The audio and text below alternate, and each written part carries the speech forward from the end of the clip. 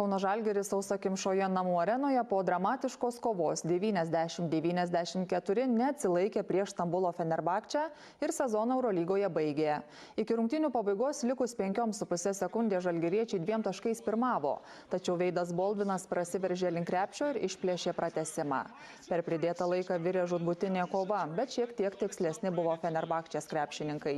Jie laimėjo ketvirtfinalio seriją 3-1 ir po 2 savaičių Atėnuose tęs kovą dėl nugalėtojų taurės. Šarūnui Jasikevičiui kaip treneriui tai bus jau 7. finalo ketvertas.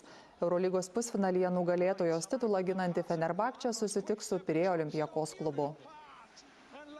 Labai sunku po šito pralaimėjimo kažką čia daug analizuoti, daug šnekėti, bet tikrai didžiuojasi komanda, kiekvienai žaidėjas. Tikrai didelis ačiū jiem, jų šeimos nariam, kurie palaikė juos visus, nes jie tikrai šeimos nariai labiausiai palaiko juos.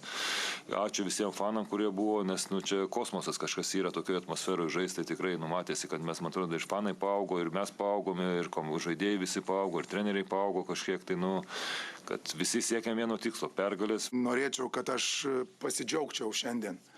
Nes tikrai nėra lengva padaryti, nes tiek dalykų nuo tavęs nepriklauso. Taip, visi paskui dalykai sueina ant vyr trenerio, čia kalbos nėra.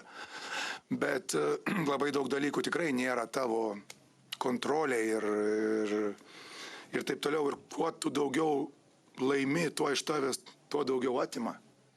Visos komandos žiūri, jie galvoja, jie pasiims tos pačius žaidėjus, jos automatiškai laimės. Fucking around, I see right now. I ain't tryna tell you what to do, we're tryna play cool. Baby, I ain't playing by your rules.